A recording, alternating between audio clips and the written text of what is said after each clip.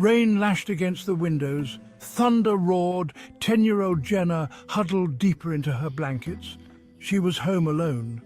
Her parents were out for the evening, leaving Jenna in the supposedly capable hands of her babysitter, Sarah. But Sarah, enticed by the promise of pizza and a scary movie with her friends, had abandoned her post. Jenna was used to being left alone. She wasn't afraid, not really. She had Max, her German shepherd, for company. Max, however, seemed unsettled by the storm. He paced restlessly, whining at the door.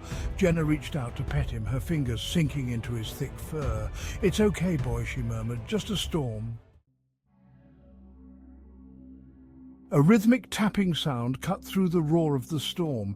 It was soft at first, barely audible. Jenna sat up in bed, her ears straining. Tap, tap, tap. It was coming from the living room. Jenna slipped out of bed, her bare feet sinking into the plush carpet. Max followed close behind, a low growl rumbling in his chest. "What is it, boy?" Jenna whispered, her heart pounding in her chest. The tapping grew louder as they approached the living room. Jenna flipped on the light switch. The room was empty. Tap, tap, tap. It seemed to be coming from the window. Jenna cautiously approached, her hand hovering over the curtain. Max growled again, his teeth bared. She took a deep breath and yanked the curtain open. The window was empty, just the reflection of the room and the distorted shadows of the trees swaying in the wind. Jenna scanned the room again, her eyes searching every nook and cranny. Nothing. Section 4.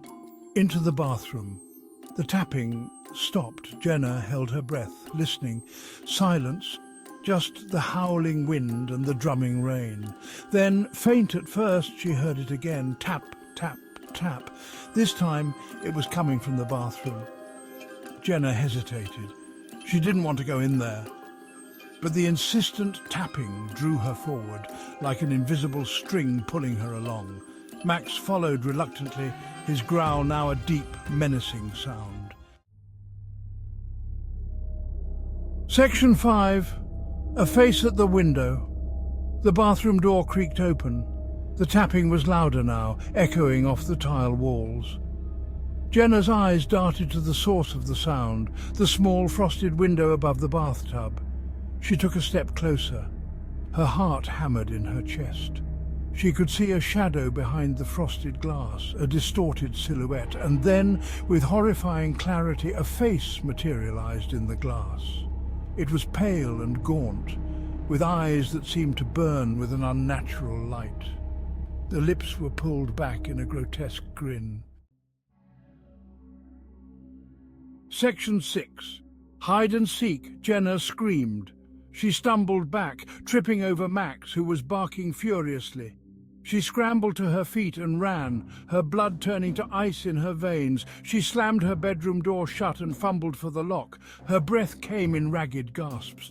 She could hear Max scratching at the door, his whimpers muffled through the wood. The tapping started again. Tap, tap, tap. This time it was coming from her bedroom window.